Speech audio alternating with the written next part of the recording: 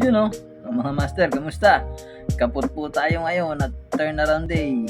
Pasensya na kayo at hindi tayo nakapag-post ng video kahapon. Pero ngayon po, magpo-post tayo. Pakita ko po sa inyo yung embarkation day naman. So yung embarkation day mga master, yun po yung kabaliktaran ng post natin nung nakaraan na luggage night. So kung yung luggage night yung bumababa yung pasahero, ito naman pong embarkation day nag-i-embark po sila. So masampa po sila sa barko. So tara, deliver po natin yung mga bagahe mga master. Samahan nyo ako, let's go! Give it to me like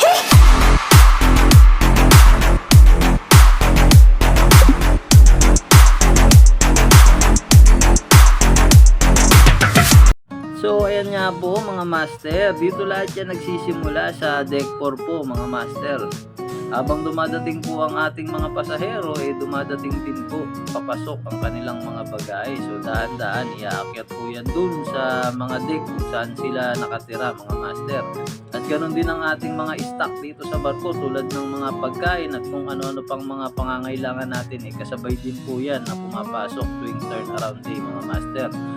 So ayan, iaakyat na po natin yung bagahe kung saang deck sila nakatira. Yung nagme-may-ari po niyang bagahe na yan, dun po natin yung ibababa. And then after po nun, may magso-sort po niyan kung starboard side ba siya or port side.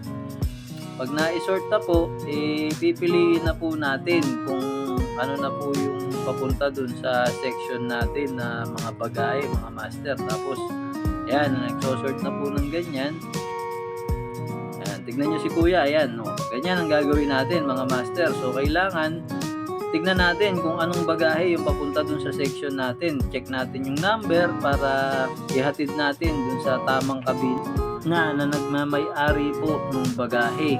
So ito po yung ginagawa namin mga master pagkatapos po nung prepare namin yung mga kabina, no? Pagka naka-prepare na po, magsisimula ng magbagahe. Tapos ang kasunod po niyan, kailangan lang namin masigurado kung dumating ba lahat ng pasahero namin at lahat ng kanilang mga bagahe. After po nun, magdi-drill na po. Tapos magsisailing na. Yun, pwede na po tayong magpahinga nun hanggang alas 5 mga master. Tapos balik na po para sa turn down. So hanggang dito na lang po mga master. Mabuhay po kayo hanggat gusto nyo. Ciao!